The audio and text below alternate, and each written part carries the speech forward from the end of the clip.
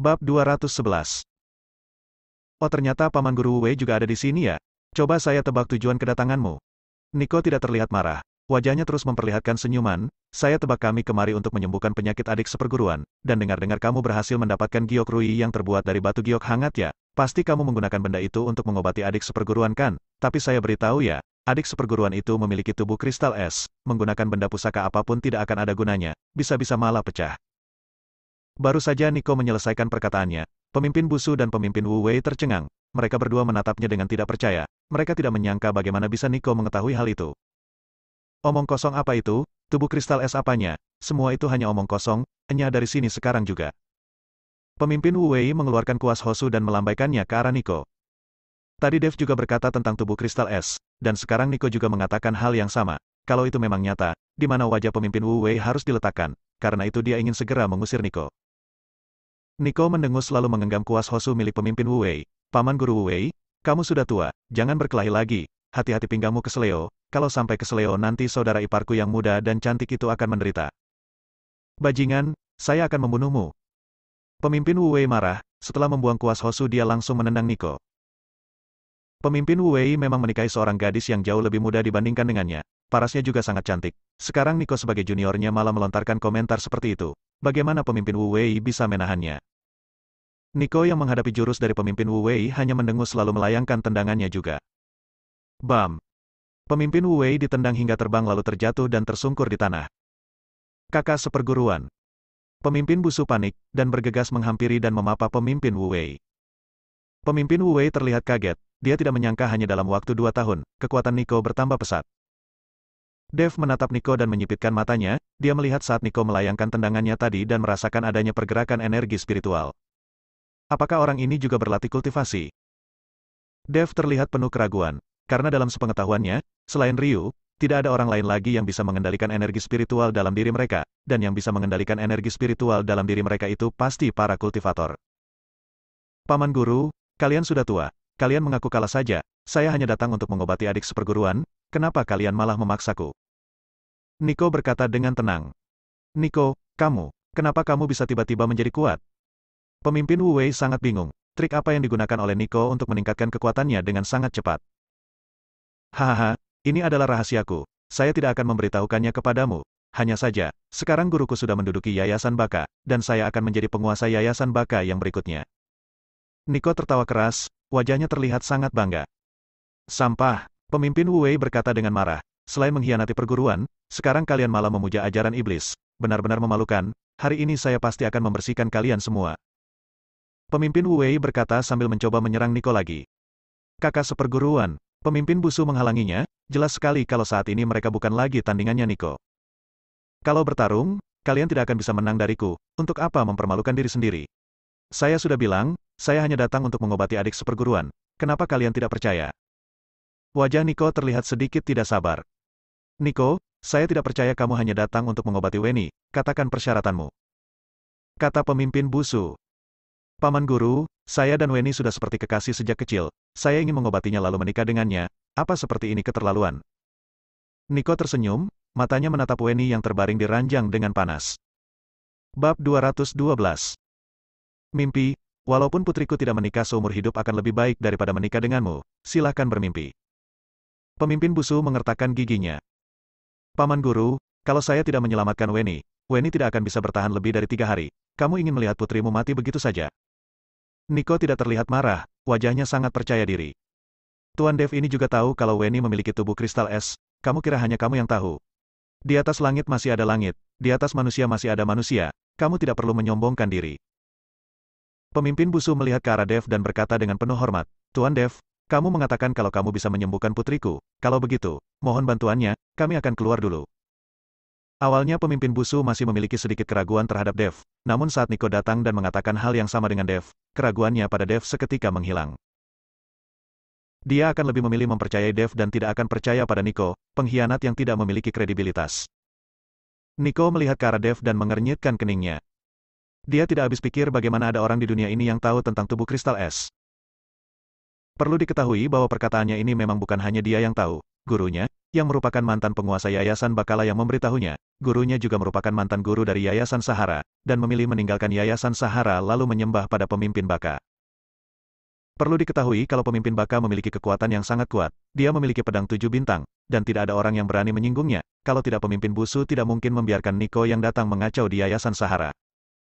Saya tidak hanya bisa menyembuhkannya, saya juga bisa memberikan manfaat yang besar bagi putrimu, jadi sebaiknya kita bergegas. Dev menganggukkan kepalanya. Nico, lihat kan, Tuan Dev ini juga bisa mengobati penyakitnya Weni. Kamu urungkan saja niatmu itu, dan segera pergi dari sini, kalau tidak jangan salahkan saya tidak segan-segan padamu. Pemimpin Busu berkata pada Nico. Omong kosong, raut wajah Nico seketika berubah. Tubuh kristal es itu menyerap Hawa Yin, bahkan pemimpin tua Wu Wei dan Gyokrui-nya itu saja tidak bisa berbuat apa-apa, bagaimana mungkin bocah ini bisa? Nico panik, dia juga tidak lagi berlaga dan langsung menyebut pemimpin Wu Wei dengan sebutan pemimpin tua, dan itu membuat pemimpin Wu Wei semakin marah, hanya saja dia bukan tandingan Nico, dan hanya bisa menahan emosinya untuk saat ini. Kalau saya tidak bisa melakukan apapun, kamu bisa melakukan apa? Dev bertanya pada Nico. Saya tentu bisa di tanganku ada papan 7 bintang yang diberikan oleh guruku. Benda ini tidak hanya bisa menyerap Hawa Yin sekecil ini, bahkan kalau Hawa Yin-nya seperti kekuatan matahari dan bulan pun akan bisa diserap olehnya. Nico berkata sambil mengeluarkan sesuatu yang terlihat mirip dengan kompas luopan, hanya saja ukurannya berbeda, di atasnya ada susunan 7 bintang, dan tidak ada lagi yang spesial dari benda itu. Hanya saja saat Nico mengeluarkan papan 7 bintang itu, mata Dev seketika berbinar, seperti orang cabul yang melihat wanita cantik yang montok. Saat ini, energi spiritual yang besar mencuat dari tengah papan 7 bintang itu. Energi spiritual yang Dev rasakan tadi bukan berasal dari Nico, melainkan dari papan 7 bintang itu. Ini adalah benda pusaka, dia harus bisa mendapatkan benda pusaka ini. Dev diam-diam mengambil keputusan dalam hatinya, dia harus bisa mendapatkan papan 7 bintang itu, paling dia hanya perlu membunuh Nico. Hanya sebuah kompas luopan busuk, tidak sebanding dengan Gyokrui-ku, hanya dengan benda di tanganmu itu bisa menyerap Hawa Yin dari tubuh Weni. Pemimpin Wu Wei mencibir. Baginya, itu hanyalah kompas luopan yang berukuran lebih kecil. Tidak berpengetahuan, kamu memang sudah sangat tua, kalau tidak kutunjukkan kepada kalian, kalian tidak akan tahu betapa hebatnya papan 7 bintang ini. Nico berkata sambil menyinari papan 7 bintang itu pada tubuh Weni. Papan 7 bintang itu mengeluarkan cahaya terang dan menyerap Hawa Yin yang ada di tubuh Weni dengan cepat, seketika Hawa Yin itu diserap habis oleh papan 7 bintang itu. Wajah Weni yang awalnya pucat pasi sekarang mulai terlihat memerah, dan dia perlahan-lahan membuka matanya. Bab 213. Weni. Pemimpin Busu yang melihat putrinya tersadar seketika bersemangat dan menuju ke arahnya. Ayah. Weni melirik sisi ruangan dan merasa sedikit malu karena ada begitu banyak orang di dalam. Weni, kamu benar-benar mengagetkan ayah. Apa kamu tahu sudah berapa hari kamu tidak sadarkan diri? Pemimpin Busu berlinang air mata. Kata orang untuk menjadi dewa hanya perlu menghapus 7 emosi dan 6 keinginan. Tapi apakah ada orang yang berhasil? Paman Guru, sekarang kamu sudah percaya padaku kan? Nico berkata sambil mencibir, hanya saja, saya hanya bisa membangunkan Weni untuk sementara, kalau saya tidak segera mengobatinya, maka dia akan menjadi seperti semula. Saya beritahu, di dunia ini hanya saya yang bisa mengobati Weni yang memiliki tubuh kristal es, dan orang lain hanyalah penipu. Kalau Paman Guru sudah menyadarinya, maka segera usir penipu ini dari sini. Siapa yang kamu maksud penipu? Saya lihat yang penipu itu adalah kamu, hanya mengandalkan cermin perunggu rusak ini. Hebat apanya, kalau kamu benar-benar hebat buang itu dan coba lagi. Yuki sejak awal sudah jijik pada Nico, dia berkata dengan wajah galaknya. Nico melihat Yuki yang melangkah keluar langsung berbinar, dia tidak marah, dia menatap Yuki dengan senyuman nakal, usir yang lain, tapi nona ini boleh tetap di sini, temperamennya yang begitu kuat benar-benar menarik perhatian orang. Cuih, sampah. Yuki meludahinya. Nico tertegun, dia menyeka ludah di wajahnya dan mengamuk, wanita gila, percaya tidak saya akan menghabisimu. Melihat Nico yang mengamuk, Yuki terkejut dan melangkah mundur, dan Dev segera berdiri di depan Yuki. Hanya mengandalkan papan 7 bintang. Kalau tidak ada papan 7 bintang itu, apa bedanya kamu dengan sampah? Dev menatap Nico dengan jijik, dan mencibir, papan 7 bintang ini adalah benda pusaka. Sayangnya malah digunakan oleh orang tidak berguna sepertimu. Kalau papan 7 bintang itu dipakai untuk berlatih, pasti akan mendapatkan hasil 2 kali lipat. Sayangnya sampah sepertimu tidak tahu cara memanfaatkannya. Nico tercengang, dan seketika menjadi marah, karena kata-kata Dev tidak salah, dia bisa mengalahkan pemimpin Wu Wei, dan menyembuhkan Weni karena papan 7 bintang. Kalau tidak ada papan 7 bintang ini dia tidak bisa melakukan apapun. Bocah, kamu cemburu ya? Cemburu karena saya memiliki benda pusaka seperti papan 7 bintang ini. Kalau kamu hebat coba keluarkan benda pusakamu, kalau tidak punya, kamu mau menggunakan apa untuk menyerap Hawa Yin dari tubuh Weni? Nico berkata dengan nada meremehkan. Saya sendiri adalah benda paling pusaka. Untuk apa mengandalkan benda lain? Hanya sampah yang akan mengandalkan benda pusaka. Dev mendengus. Wajah Nico terlihat semakin muram. Begitu juga dengan raut wajah pemimpin Wu Wei. Seolah dia juga ikut dimaki, karena tadi dia juga mengandalkan Giok Rui untuk menyerap Hawa Yin dari tubuh Weni. Itu artinya kamu akan menyerap Hawa Yin dari tubuh Weni ke dalam tubuhmu sendiri? Tanya Nico. Benar, Dev menganggukkan kepalanya. Hahaha, lucu sekali leluconmu. Weni itu memiliki tubuh kristal es, makanya dia bisa menyerap dan menahan Hawa Yin itu selama beberapa tahun. Kalau orang biasa, tidak akan bertahan 1 hari pun. Kamu berani mengatakan akan menggunakan tubuh sendiri untuk menyerap Hawa Yin. Kalau kamu benar-benar hebat, saya akan menyerahkannya padamu. Namun kalau kamu tidak bisa menyerap Hawa Yin itu dengan tubuhmu, maka jangan salahkan saya tidak segan-segan padamu, bersujud dan minta maaf padaku. Lalu gadis di belakangmu itu juga harus menemaniku bersenang-senang. Tatapan mata Nico penuh dengan aura bejat, dan Yuki yang melihatnya seketika merinding. Kamu cari mati, mata Dev menyipit, aura membunuh seketika muncul dari tubuhnya. Meskipun dia dan Yuki tidak memiliki hubungan yang resmi, tapi mereka berdua tahu bagaimana perasaan di dalam hati mereka. Dev duda menganggap Yuki seperti pacarnya sendiri, bagaimana mungkin dia membiarkan pacarnya dianiaya oleh orang lain. Bab 214. Kenapa, kamu tidak berani? Nico menatap Dev dengan jijik dan tersenyum sinis. Kenapa saya tidak berani? Hari ini saya akan memperlihatkan kepadamu apa itu ilmu dewa. Dev berkata sambil menepuk dahi Weni dengan satu tangannya. Weni terkejut, dan segera bergerak mundur, dia bersembunyi di balik badan pemimpin busu. Tuan Dev, di sini ada banyak orang, apa kamu akan melepaskan pakaian putriku, ini? Pemimpin busu sedikit tidak tega. Kalau sampai pakaiannya dilepas, maka putrinya akan kehilangan kepolosannya. Pemimpin busu sudah salah paham, saya hanya menyerap Hawa Yin dari tubuhnya, tidak perlu melepas pakaiannya. Tadi Dev mengatakan dia perlu melepaskan pakaian Weni untuk perawatan medis, dia ingin mengubah tubuh kristal es Weni, agar dia tidak perlu menderita kedinginan lagi. Kalau hanya menyerap Hawa Yin, tentu tidak perlu melepaskan pakaiannya. Pemimpin busu yang mendengarnya seketika merasa lega lalu berkata pada putrinya, Weni, Tuan Dev ini akan membantu mengobati penyakitmu, kamu tidak perlu takut. Perkataan pemimpin busu membuat Weni merasa yakin dan berbaring dengan tenang di ranjang. Dev meletakkan tangannya dengan ringan di kening Weni, dan seketika, Hawa Yin itu tersedot ke dalam tubuh Dev. Meskipun tadi Nico sudah menggunakan papan 7 bintang untuk menyerap sebagian besar Hawa Yin yang ada di dalam tubuh Weni, namun belum tuntas, masih ada sebagian yang tertinggal di tubuh Weni, dan di sekeliling Yayasan Sahara ini dipenuhi dengan Hawa Yin, maka tubuh Weni akan dengan sendirinya menyerap Hawa Yin yang ada di sekitarnya. Telapak tangan Dev perlahan-lahan menjadi putih, kemudian disusul seluruh lengannya, seperti ada lapisan es tebal yang terbentuk. Mata Dev sedikit tertutup, seni konsentrasi hatinya dipusatkan pada kekuatan paling maksimal, dan tidak berhenti menyempurnakan Hawa Yin ini, hanya saja karena Hawa Yin itu terlalu berat, dan Dev hanya berada pada tingkatan kelima pelatihan Qi, maka walaupun dia memusatkan kekuatannya pada seni konsentrasi hatinya, dia masih belum bisa menyempurnakan seluruh Hawa Yin itu.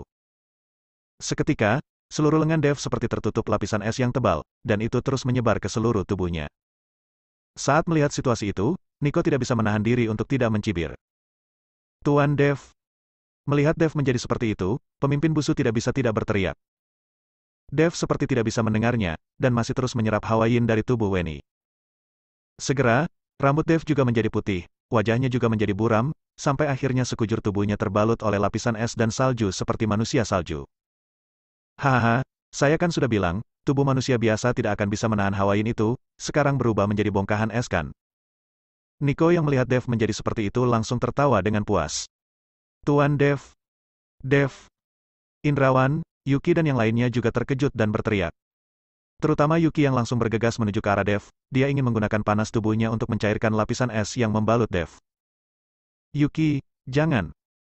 Juan sigap dan langsung menarik Yuki dan melarangnya memeluk Dev. Dev saja tidak bisa menahan Hawa Yin itu, kalau Yuki ke sana bukankah itu sama saja dengan mencari mati? Dev. Yuki berteriak dan matanya berlinang air mata. Meskipun dia dan Dev belum kenal lama, dan tidak bisa dibilang memiliki hubungan, namun mereka bisa merasakan perasaan mereka masing-masing di dalam hati, hanya saja perasaan itu tidak bisa diutarakan. Saat bersama dengan Dev adalah saat Yuki merasa paling nyaman, dia sendiri juga tidak tahu perasaan seperti apa itu. Sekarang melihat Dev membeku, Yuki ingin menyelamatkannya dan tidak memikirkan keselamatannya sendiri sama sekali.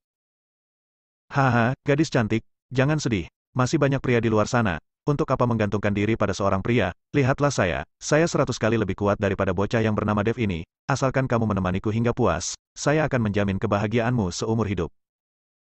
Mata Nico tanpa segan-segan menyapu sekujur tubuh Yuki. Bab 215. Cari mati. Yansen melihat Dev menjadi seperti itu, merasa marah dan kesal, dan melayangkan tamparannya ke arah Nico. Saat itu dia sudah tidak peduli apakah dia merupakan tandingan Nico atau bukan. Kecil. Nico mendengus dan melayangkan tendangannya dan langsung menendang Yansen keluar dari kamar. Indrawan, Juan dan yang lainnya juga menatap Nico dengan marah, namun mereka tidak berani bertindak. Hahaha, haha. Nico tertawa terbahak-bahak seperti orang gila. Di sini tidak ada satu orang pun yang bisa menandinginya, dia adalah yang terkuat, dia tidak tertandingi. Paman Guru, sekarang seluruh Hawaiian yang ada di tubuh Weni sudah diserap oleh bocah ini. Hanya saja tubuh Weni tidak berubah, tidak lama lagi tubuhnya akan kembali menyerap Hawaiian, dan sekarang hanya saya satu-satunya yang bisa menyembuhkannya. Saya memiliki tubuh yang murni, asalkan Weni menikah denganku, energi Yin dan yang kami akan bersatu dan Weni tidak akan sakit lagi. Nico berkata sambil menatap pemimpin Busu. Mimpi.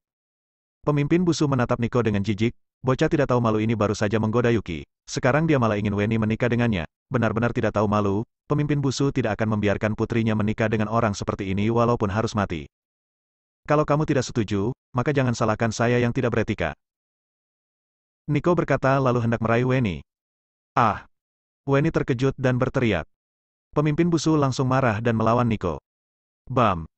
Pemimpin Busu bukanlah tandingannya Nico, sudut mulutnya yang terkena pukulan langsung berdarah dan terluka berat.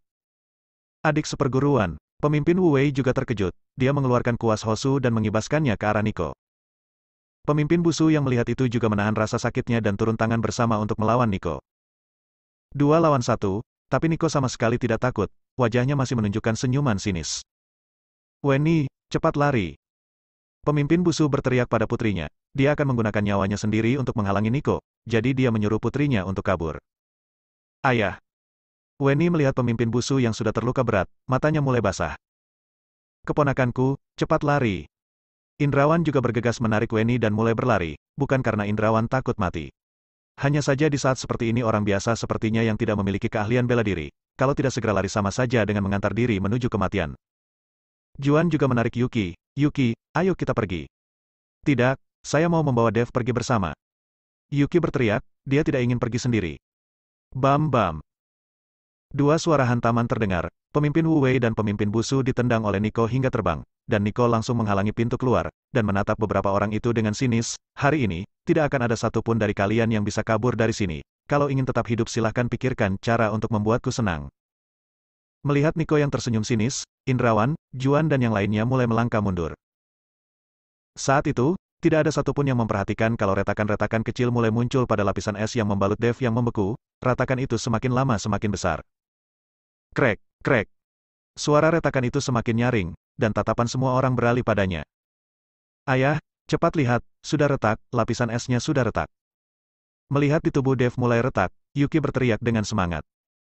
Nico yang melihatnya ketika mengernyitkan keningnya, raut wajahnya berubah menjadi sangat kusut. Krok kik krek. Seketika, lapisan es yang membalut tubuh Dev pecah dan berserakan di lantai, dan tubuh Dev kembali terlihat. Tiba-tiba Dev membuka matanya dan menyemburkan kabut putih. Pemurnian Hawaiian ini membuat kekuatan Dev meningkat dengan pesat. Awalnya tingkatan pemurnian Ki-nya yang hanya berada di tingkat 5 sekarang bertambah 1 tingkat, dan membuat level pemurnian Ki-nya berada di tingkat 6. Kalau di perumahan Bumi Indah, dan mengandalkan energi spiritual yang sedikit itu, untuk mencapai tingkat 6 mungkin harus menunggu sampai lebaran monyet. Bab 216.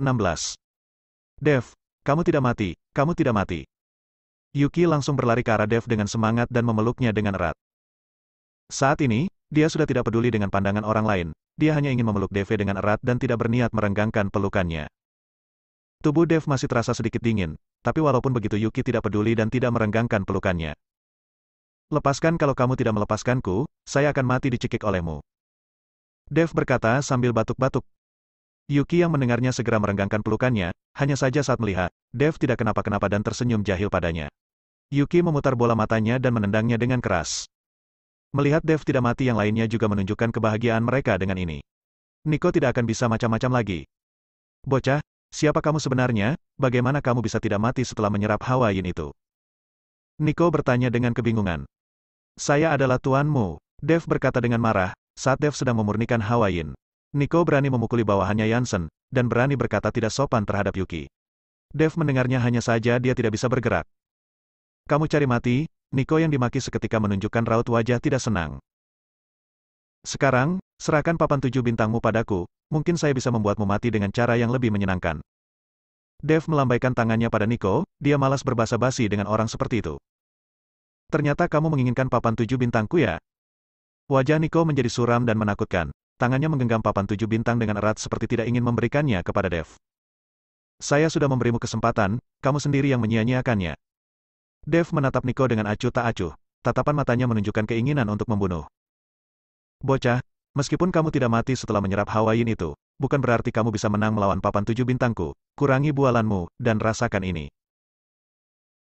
Tubuh Nico juga mengeluarkan aura pembunuh, dia tidak berani meremehkan Dev.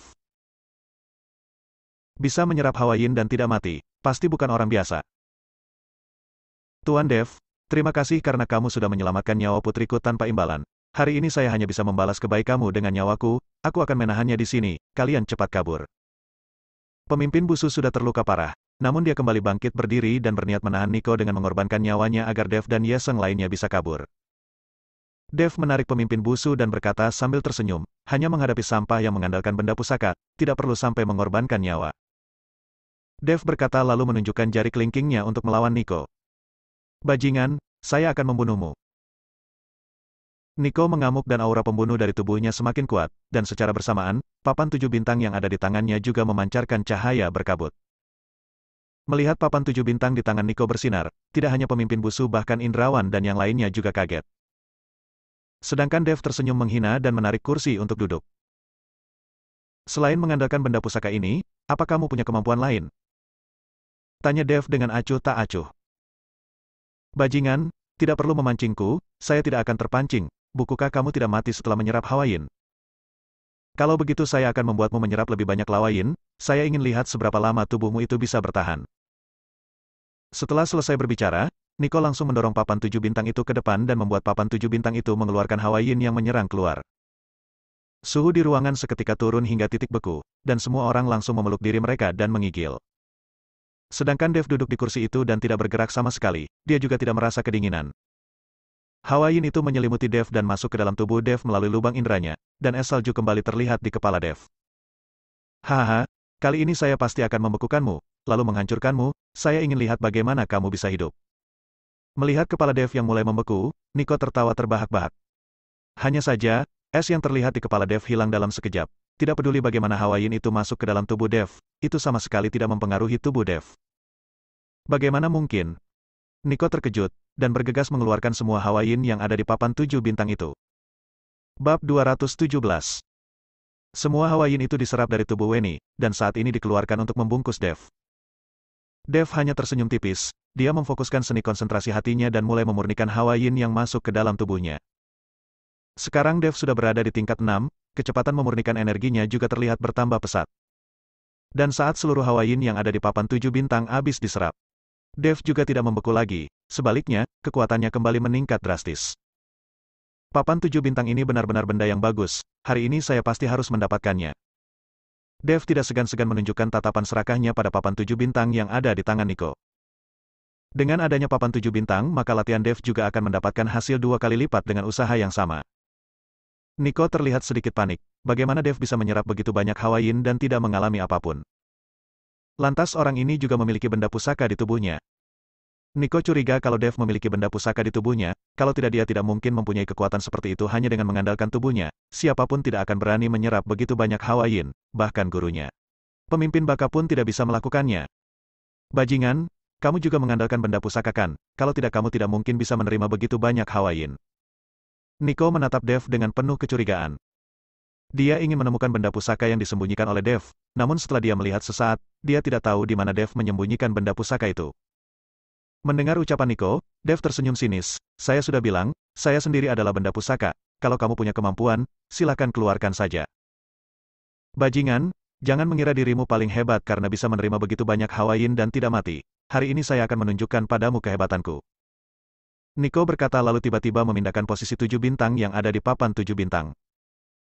Hanya menggerakkan sedikit posisi 7 bintang, Nico seketika berkeringat deras, seolah dia akan pingsan. Suara tajam terdengar, dan seketika kabut li hitam keluar dari papan 7 bintang itu dan kabut hitam itu langsung menuju ke Dev. Melihat kejadian itu, Juan dan Yuki tercengang dan terpaku, sedangkan Indrawan dan Yansen sedikit lebih baik, karena mereka sudah pernah melihat adegan seperti ini saat mengusir naga yang marah dari kursi naga milik Indrawan. Walaupun begitu, tetap saja ekspresi wajah mereka berubah menjadi jelek.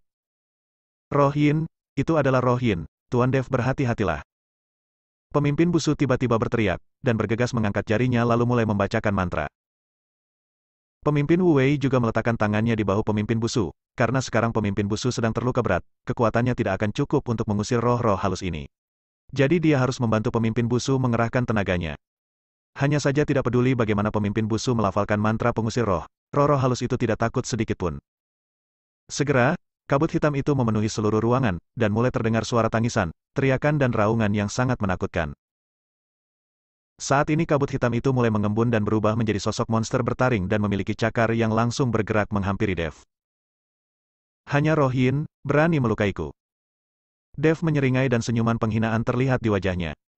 Saat ini kekuatannya sudah mencapai tingkat 6, dia adalah seorang kultivator, bagaimana bisa dia takut pada roh-roh kecil seperti ini? Dev menjentikkan jarinya dan beberapa cahaya keemasan muncul lalu menghantam kabut hitam itu dan membuat kabut hitam itu menghilang seketika. Nico yang melihat kejadian itu tiba-tiba menggigit jari tengahnya sampai berdarah, lalu menitikkan darah itu ke dalam papan 7 bintang, dan dalam sekejap papan 7 bintang itu tak berhenti mengeluarkan kabut hitam yang sekilas terlihat berwarna merah darah. Sepertinya kalau tidak memusnahkan kalian, kalian itu tidak tahu apa artinya cahaya kunang luisang yang berani merebut kemuliaan cahaya rembulan. Menghadapi kabut hitam yang terlihat berwarna merah darah, Dev tiba-tiba mengulurkan telapak tangannya ke depan. Dan di tengah telapak tangannya sebuah cahaya keemasan kembali terlihat. Kemudian cahaya itu menjadi semakin terang dan terangnya tampak seperti matahari yang menyilaukan. Bab 218. Jalan keadilan yang agung, seni derivasi surgawi, cahaya yang menghukum kejahatan. Musnahkan mereka. Teriakan marah itu membuat cahaya itu melepaskan tekanan yang tidak terbatas. Seperti matahari yang bersinar, cahaya kemasan itu melesat langsung ke kabut hitam. Seperti tikus yang bertemu dengan kucing, seperti salju yang bertemu dengan matahari. Kabut hitam yang bertemu dengan cahaya kemasan itu seketika ditelan dan langsung diserap ke dalam tubuh Dev. Perlu diketahui kalau semua ini akan membantu kultivasi Dev. Seni konsentrasi hati dapat memurnikan segalanya, dan ini adalah kehebatan dari seni konsentrasi hati. Cahaya itu menghilang dan seketika semuanya kembali normal. Dan keheningan langsung menyelimuti ruangan itu, semua orang menatap ke arah Dev. Terutama pemimpin Wu Wei yang seketika tersipu malu, dia mengingat penghinaannya tadi pada Dev, dan sekarang dia merasa kalau wajahnya terasa panas, dan sangat canggung. Nico memegang papan 7 bintang dan berkata sambil memelototi Dev, "Apa? Teknik apa ini?" Lantas ini adalah ilmu dewa. Rasa dingin yang menusuk dan sedingin es langsung menembus tubuh Nico dan membuatnya gemetaran. Saat ini Nico sudah tidak terlihat arogan seperti tadi, dan yang tersisa hanyalah ketakutan. Ilmu dewa seperti ini bahkan kakek gurunya pun tidak akan bisa menunjukkannya. Nico mulai gemetaran dan dalam benaknya hanya ada satu pikiran, yaitu kabur. Sejauh yang dia bisa. Namun baru saja pemikiran itu terlintas di benak Nico, Dev tiba-tiba tersenyum dingin, "Kamu ingin kabur ya? Tapi sayang sekali kamu tidak akan punya kesempatan itu, berikan papan 7 bintang padaku, dan saya akan membuat kematianmu terasa lebih menyenangkan." Mata Nico tidak berhenti berputar, seolah sedang memikirkan sesuatu, dia melirik papan 7 bintang yang ada di tangannya dan berjuang dalam hatinya, lalu akhirnya memutuskan. "Kamu hanya punya waktu 10 detik untuk mempertimbangkannya. 10, 9, 8, titik. Titik. Melihat Dev yang menghitung dengan acuh tak acuh membuat Nico semakin panik dan berkeringat dingin. Lawan, atau tidak, hanya saja kalau memberikan papan 7 bintang kepadanya, dia akan sedikit tidak rela, dan Dev juga tidak akan melepaskannya, hanya akan membuat kematiannya terasa lebih menyenangkan. Nico belum mau mati, dia baru memiliki kemampuan ini, dan belum puas berlaga. 1. Dev melontarkan kata 1 dengan santai. "Papan 7 bintang ini untukmu." Nico tidak berani ragu-ragu dan langsung melemparkan papan 7 bintang itu pada Dev. Dev bangkit berdiri dan langsung meraih papan 7 bintang itu. Nico memanfaatkan kesempatan saat Dev bangkit dan meraih papan 7 bintang itu untuk kabur, dan kecepatan larinya juga sangat cepat. "Tuan Dev, Nico kabur." Melihat Nico berlari keluar, pemimpin Busu bergegas berteriak. "Kabur?" Dev menyeringai dan sekejap dia seperti sebuah peluru yang dilontarkan keluar. Hanya beberapa detik saja, Dev kembali dengan membawa Nico yang kabur di tangannya. Saat itu Nico yang perkasa terlihat seperti seekor anjing mati yang diangkat pulang oleh Dev. Melihat Dev mengangkat Nico kembali dengan entengnya, semua orang kembali kaget. Brak. Dev melemparkan Nico ke atas lantai dan menatapnya dengan acuh tak acuh. Aura benci terlihat jelas pada tubuhnya, dan pandangan semua orang yang sepertinya sedang menunggunya untuk bersujud dan minta maaf. Nico terengah-engah lalu menatap Dev dengan memelas. Kakak seperguruan, tolong ampuni saya sudah memberikan papan 7 bintang padamu, saya berharap kakak akan mengampuniku. Mengampunimu? Dev mencibir dan menarik Yuki yang masih tertegun. Saat kamu berkata tidak sopan pada istriku tadi, apa kamu memikirkan akhir seperti ini? Naga memiliki sisik, dan yang menyentuhnya akan mati, dan istri saya adalah titik kelemahan saya, makanya hari ini kamu harus mati. Yuki melihat Dev yang menarik satu tangannya lalu menutupi satu wajahnya yang tersipu malu. Nafasnya terlihat naik turun dan hatinya terasa sangat bahagia. Bab 219. Meskipun dia tidak pernah mengatakan akan menikah dengan Dev, dan sekarang pun dia bukan istrinya Dev, tapi perkataan Dev barusan membuat Yuki tak karuan. Dev yang saat ini seperti seorang pangeran berkuda putih yang tinggi dan tampan bagi Yuki. Kalau Dev yang sekarang mengajaknya menikah, dia akan langsung menyetujuinya tanpa ragu-ragu. Tidak, saya tidak boleh mati, kamu tidak boleh membunuhku, guruku adalah pemimpin baka. Kalau kamu membunuhku dia pasti akan mencarimu untuk balas dendam. Nico terlihat panik, dan bagian bawah tubuhnya terlihat basah, dia ketakutan hingga mengompol. Saya akan menunggunya. Dev tersenyum tenang dan menginjaknya dengan keras. Brak. Kepala Nico seperti semangka matang yang meledak. Ah! Yuki terkejut dan langsung masuk ke dalam pelukan Dev.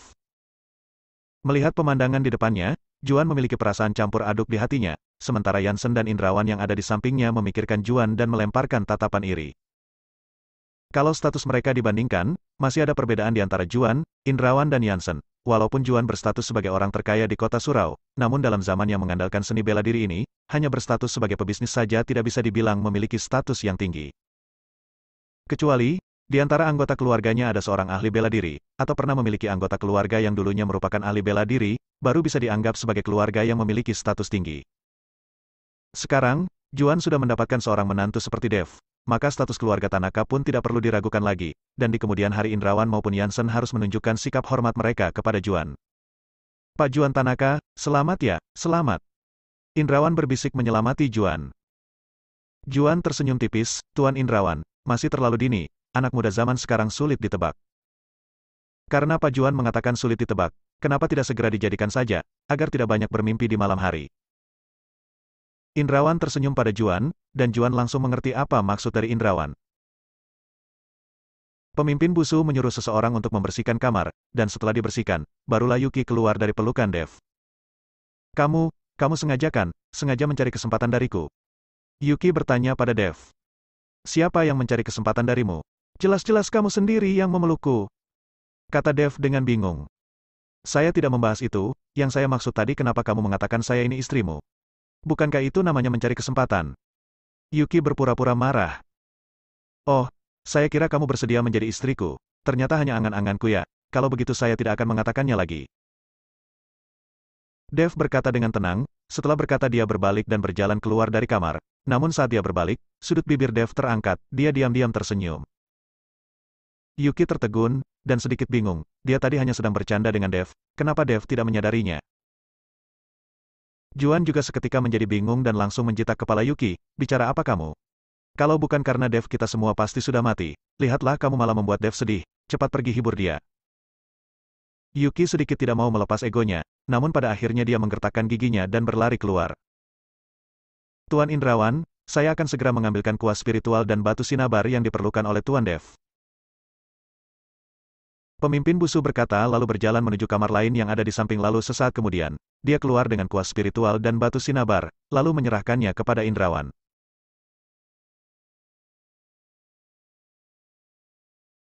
Tuan Indrawan, mohon bantuannya untuk menanyakan pada Tuan Dev, meskipun hawa yin dari tubuh putriku sudah habis diserap oleh Tuan Dev, namun dia mengatakan kalau tubuh putriku merupakan tubuh kristal es yang bisa menyerap hawa yin, kalau begitu, tidak lama lagi putriku akan kembali pada keadaannya seperti semula.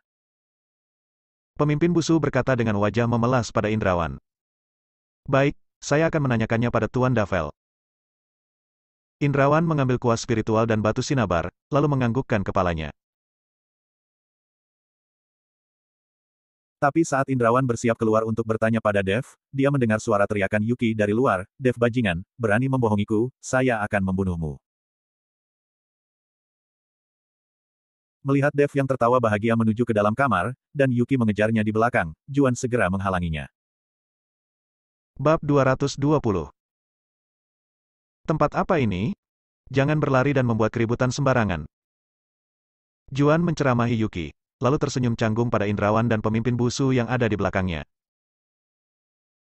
Beberapa orang itu juga ikut tersenyum, dan tatapan mata mereka menunjukkan rasa cemburu. Tuan Dev. Hwayin di tubuh putrinya pemimpin Busu memang sudah habis diserap, namun tadi kamu mengatakan kalau tubuhnya adalah tubuh kristal es, dan bisa menyerap Hwayin terus-menerus. Kalau seperti itu, tidak lama lagi dia akan kembali diselimuti oleh Hwayin jadi. Indrawan belum menyelesaikan perkataannya, Dev sudah mengulurkan tangannya dan memotong perkataannya.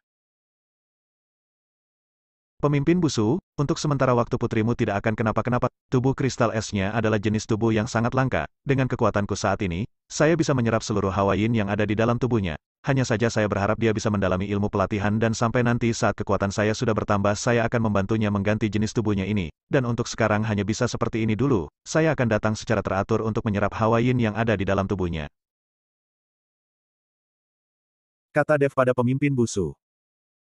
Dengan kekuatan Dev saat ini dia bisa menyerap seluruh Hwayin yang ada di dalam tubuh putri pemimpin Busu dan bisa membantunya untuk tetap awet muda. Namun kalau seperti itu, maka Hwayin tidak akan bisa dikultivasikan dan akan menyia-nyiakan energi.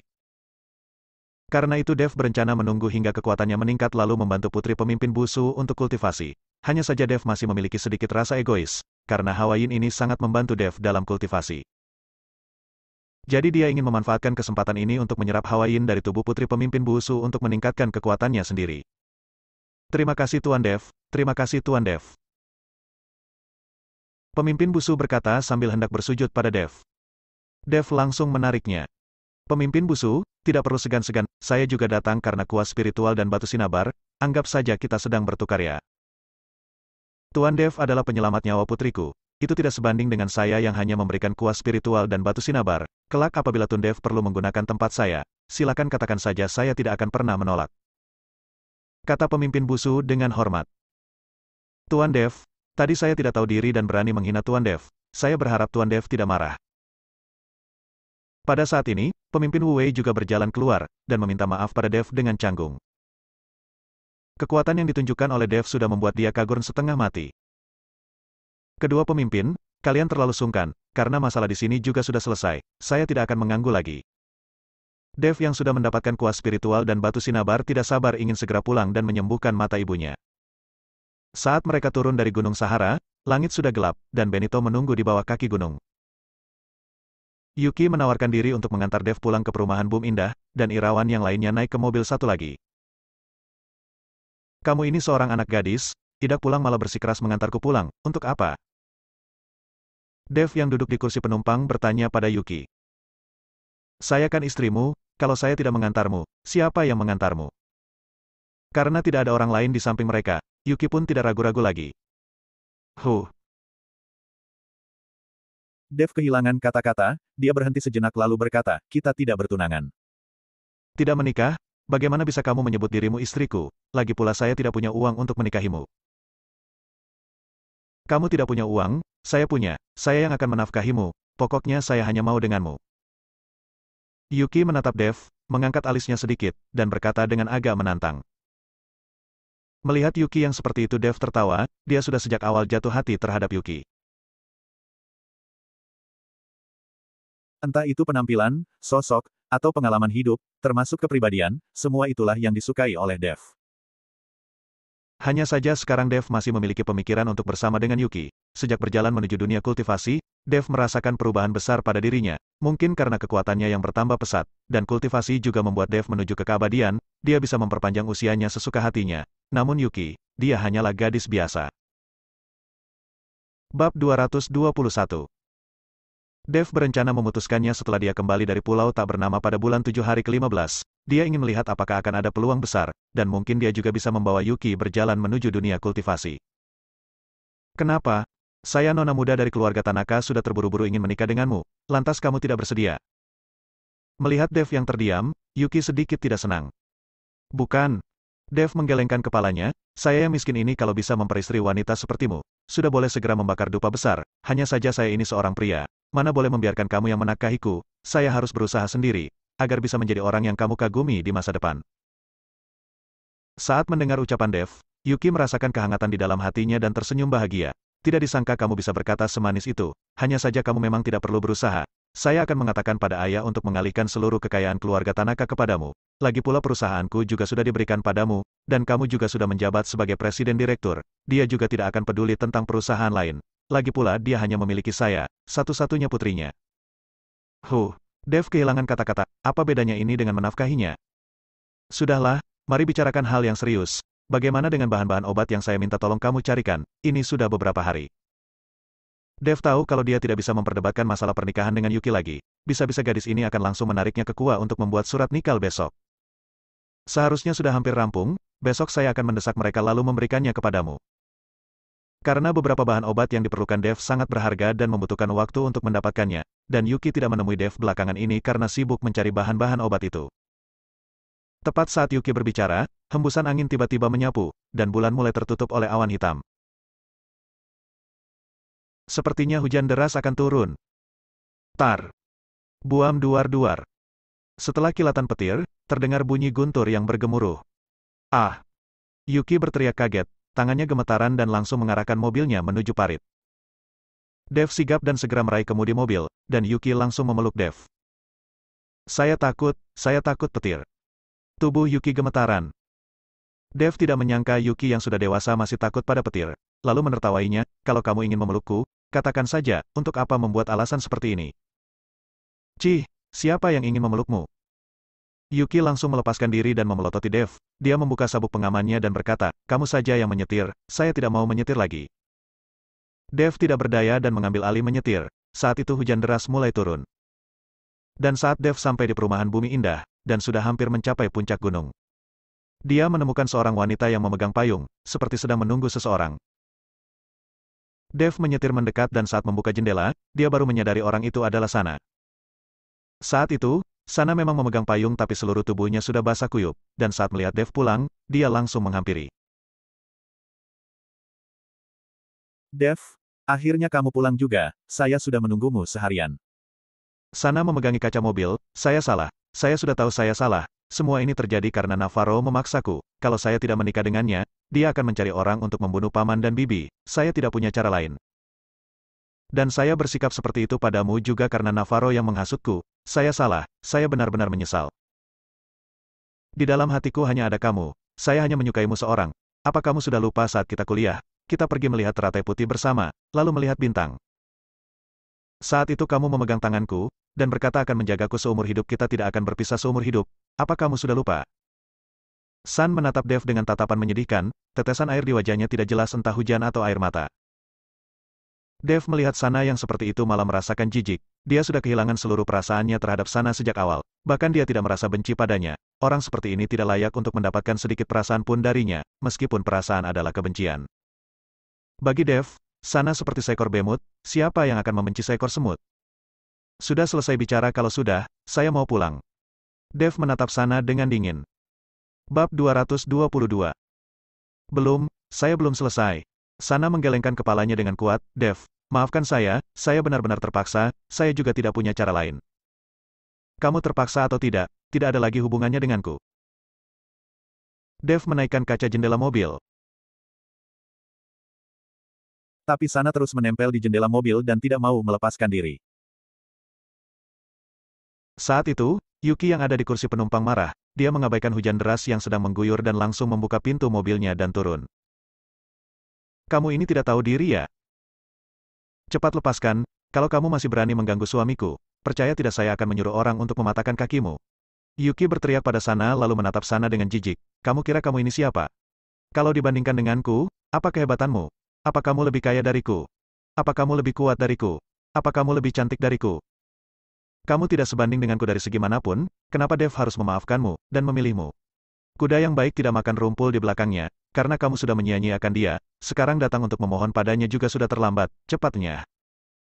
Yuki menendang Sana dengan keras dan membuat Sana terjatuh. Sana menatap Yuki dengan marah, tapi dia tidak berani mengatakan satu patah kata pun. Dia terlalu malu untuk berkata-kata lagi. Perkataan Yuki benar, dirinya tidak sebanding dengannya dari aspek manapun, kenapa Dev harus memilih dirinya? Melihat Sana sudah tidak berulah, Yuki kembali ke kursi penumpang dan membanting pintu, jalan. Dev melihat Yuki sambil tersenyum dan langsung menginjakan pedal gas. Dev. Sana berteriak, tapi Dev tidak menghiraukannya. Sana selalu mengira kalau Dev didukung oleh Yuki. Kalau Yuki meninggalkannya maka Dev tidak perlu ditakutkan lagi, namun dia tidak menyangka malah dirinya sendiri yang menjadi badui. Entah itu Indrawan ataupun Yansen, mereka bukanlah orang yang bisa diundang oleh keluarga Tanaka begitu saja. Itu semua karena Dev.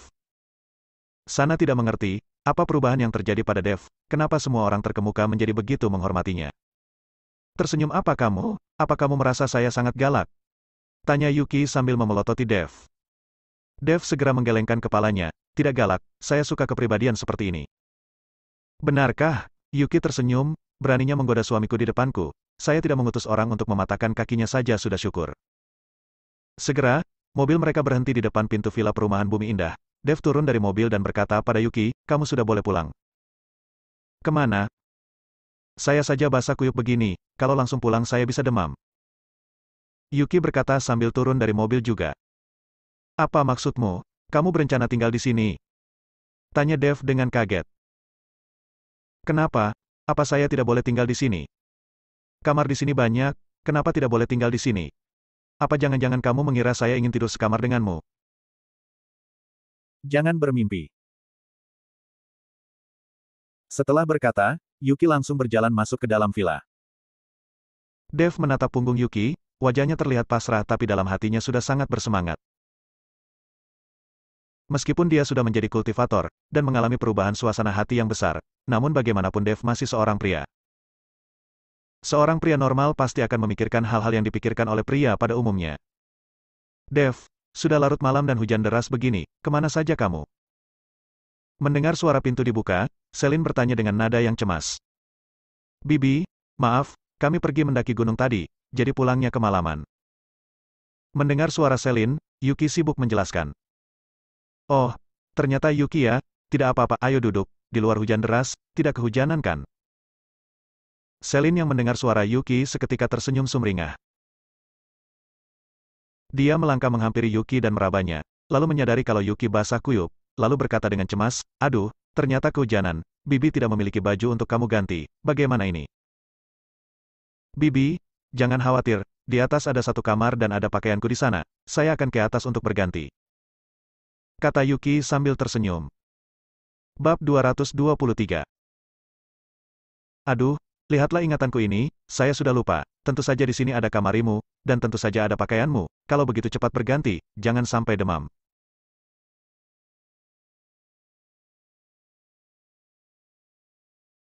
Selin mendesak Yuki untuk berganti pakaian, lalu meneriaki Dev, Dev, kamu harus bersikap baik pada Yuki tahu. Yuki ini seorang nona muda dari keluarga kaya, kita juga sempat salah paham terhadapnya, dia saja tidak marah, dia juga tidak memperdulikan statusmu yang miskin, atau saya yang buta, dia ini benar-benar tulus padamu, kamu tidak boleh menyia-nyiakannya.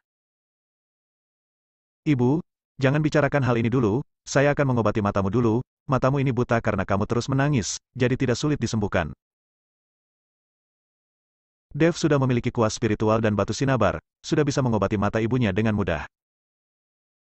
Besok setelah Yuki melengkapi bahan obatnya, dia akan meramunya lalu mata ibunya akan pulih sepenuhnya. Sudah, jangan mengada-ada, mata ibumu ini sudah tidak bisa disembuhkan. Selin tidak percaya kalau Dev bisa menyembuhkan kedua matanya, sudah bertahun-tahun seperti ini, saya juga sudah terbiasa. Ibu, duduk dan jangan bergerak, tidak lama lagi kamu akan bisa melihat lagi. Dev memapas Selin duduk, lalu mengeluarkan kuas spiritual dan batu sinabar. Meskipun mata Selin terbuka saat ini, tetapi matanya kusam, dan hampir tidak ada bola mata hitam di matanya. Dev memegang kuas spiritual, menarik nafas lalu mencelupkannya di atas batu sinabar dengan ringan. Dan saat kuas spiritual itu bersentuhan dengan batu sinabar, aroma wangi yang samar tercium. Dan batu sinabar pun menghilang dan langsung terhisap ke dalam kuas spiritual. Wangi sekali, Dev, apa yang sedang kamu pegang? Walaupun Selin tidak bisa melihat namun indera penciuman dan pendengarannya sangat jeli. Ibu, ini adalah obat mujarab yang saya minta di gunung. Ini bisa menyembuhkan matamu, orang itu sudah mengatakan kalau ini pasti bisa menyembuhkan matamu. Dev tidak berkata jujur pada Selin, dia takut Selin tidak bisa menerima fakta dia menjadi seorang kultivator. Anak ini, kamu pasti dibohongi, mereka itu pasti penipu, kamu juga berani percaya. Selin mengeluh pada Dev, namun dia tetap duduk dan tidak bergerak. Di dalam hatinya, Selin juga masih memiliki ilusi kalau ramuan yang diminta Dev itu benar-benar bisa menyembuhkan matanya. Siapa yang tidak ingin bisa melihat dunia yang penuh warna ini? 2 hari lalu saat Edward membawanya berkeliling di puncak gunung, Edward menjelaskan kepadanya, namun andaikan dilihat dengan matanya sendiri pasti sangat mengagumkan. Selin juga sangat ingin melihat Yuki, dia ingin melihat sosok dan rupa dari calon menantunya kelak. Dev memegang kuas spiritual dan menitikkannya dengan ringan pada mata Selin. Ibu, awalnya akan terasa sakit, tapi tahan sebentar ya. Selesai berkata, Dev kembali menitikkan kuas spiritual pada mata Selin yang satu lagi. Ah! Selin berteriak kesakitan, dan menutup matanya dengan erat, raut wajahnya menunjukkan dia kesakitan. Mendengar teriakan Selin, Edward yang tertidur di dalam kamar bergegas keluar. Dev, apa yang terjadi pada ibumu? Edward melihat ekspresi Selin dan bertanya dengan panik. Ayah, jangan panik, saya sedang menitikkan obat pada mata ibu, sebentar lagi ibu akan bisa melihat lagi. Dev menjelaskan kepada Edward. Segera, raut wajah Selin perlahan-lahan menjadi lebih nyaman, rasa sakit yang dirasakannya tadi sudah hilang. Perlahan-lahan, Selin mulai membuka matanya. Dan saat matanya terbuka, yang menarik perhatian Selin adalah wajah penuh harapan dari Dev dan Edward. Dev? Saya benar-benar bisa melihat lagi. Selin tergerak hingga tubuhnya gemetaran, dia mengulurkan tangannya dan dengan lembut membelai wajah Dev. Ibu, saya sudah bilang kan saya pasti akan menyembuhkan matamu. Dev melihat ibunya yang kembali bisa melihat juga merasa sangat tergerak. Bab 224. Istriku, kamu benar-benar bisa melihat lagi. Edward penuh keterkejutan, dan mengibas-ngibaskan tangannya di depan Selin. Bisa melihat. Selin mengangguk dengan keras, kamu jangan terus mengibaskan tanganmu di depanku, lalu janggutmu itu, saya sudah mengingatkanmu untuk mencukurnya sehari sekali, lihatlah seberapa panjangnya itu.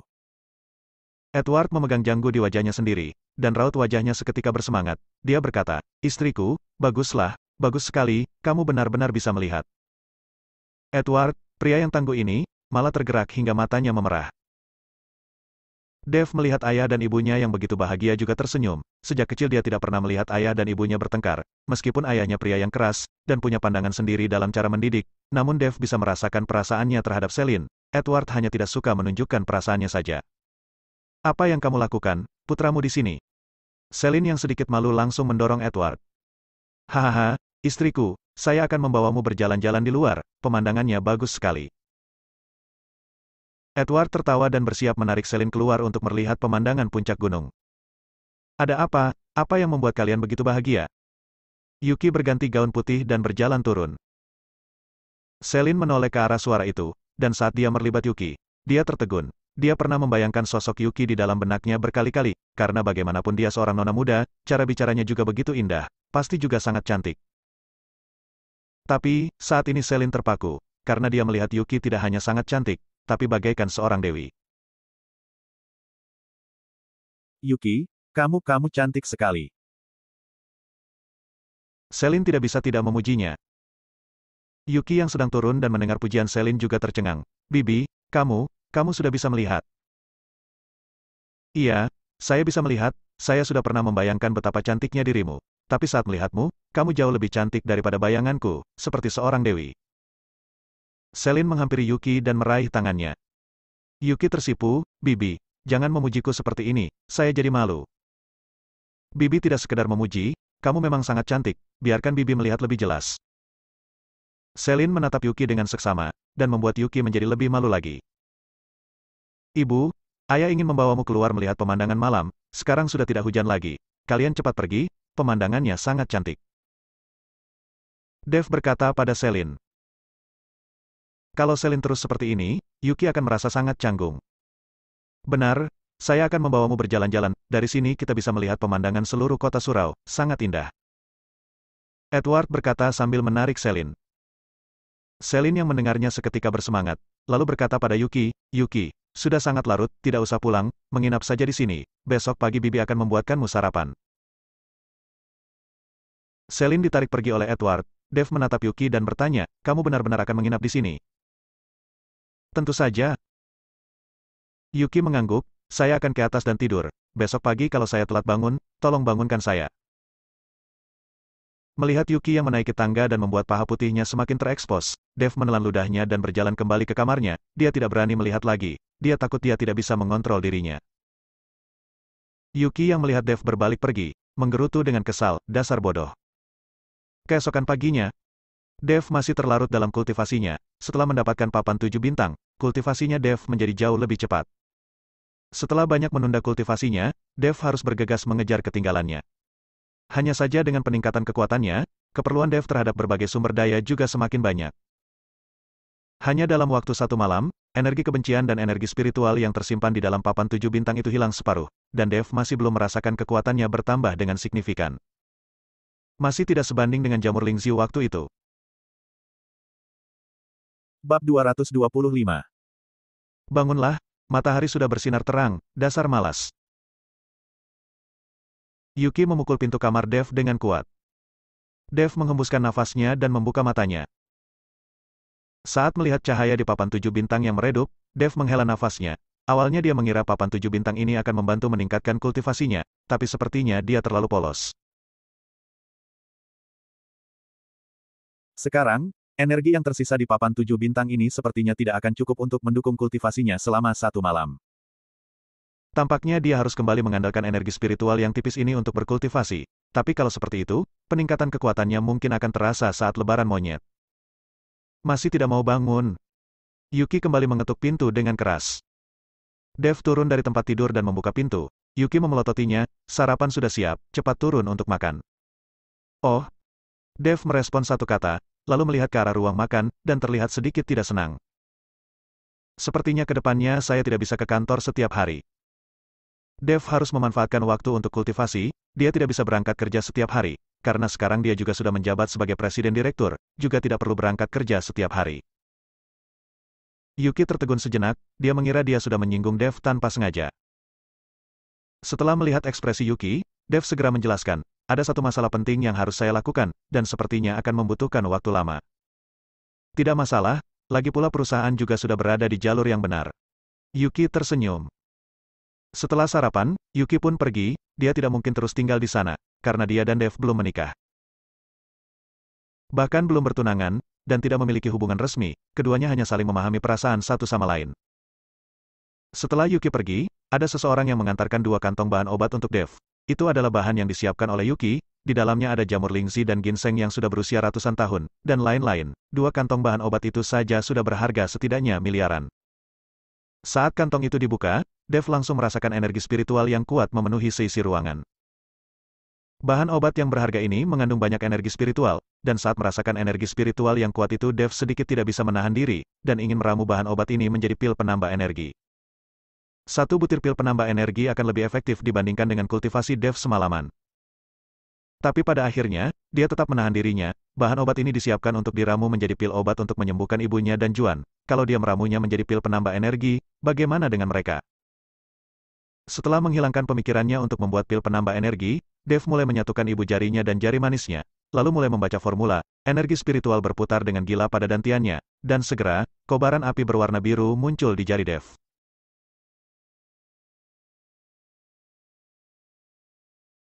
Ini juga merupakan teknik alkimia yang diajarkan oleh Ryu padanya. Teknik alkimia seperti ini tidak memerlukan tungku eliksir untuk membuat pil obat, hanya saja itu memerlukan energi spiritual dalam jumlah besar. Semakin berharga pil obat yang dibuat, maka semakin banyak juga energi spiritual yang dibutuhkan. Saat ini Dev tidak memiliki tungku eliksir, jadi dia hanya bisa menggunakan teknik alkimia yang menghabiskan energi ini untuk meramu pil obat. Setelah 1 jam lebih, 3 pil obat muncul di tangan Dev. Di antaranya ada 1 pil obat yang paling kecil, adalah pil penambah energi yang dibuat dengan menggunakan sisa bahan. Pil penambah energi ini sangat biasa, tidak termasuk pil obat yang berharga tetapi setelah memakannya, itu dapat membuat orang mengumpulkan energi dan memadatkan energi mereka, dan kekuatan mereka akan meningkat banyak dalam sekejap. Setelah berpikir sesaat, Dev menelpon Yansen dan berniat memberikan pil penambah energi ini kepada Yansen. Bagaimanapun Yansen adalah bawahannya sendiri, kalau dia selalu dipukuli oleh orang, itu juga membuatnya malu. Setelah menerima telepon Dev, Yansen hendak segera menuju ke perumahan Bumi Indah untuk menemui Dev. Kamu tidak perlu kemari, saya yang akan menemuimu, kamu di mana? Dev tidak ingin Yansen ke rumahnya, karena orang tuanya juga berada di rumah, itu tidak leluasa. Tuan Dev, saya berada di Jalan Laksamana, restoran dalam ruangan VIP nomor 307. Yansen segera menjawab. Baik, tunggu saya. Dev langsung menutup teleponnya. Dev tahu Jalan Laksamana. Itu termasuk jalanan terbesar yang menjual banyak makanan di kota Surau, dan di sana juga banyak restoran serta kedai teh. Setelah memberitahu Selin dia tidak akan makan siang di rumah, Dev langsung pergi dan memesan taksi untuk pergi ke restoran Dava. Selain untuk memberikan pil penambah energi pada Yansen, dia juga memiliki hal yang ingin dibahas dengan Yansen.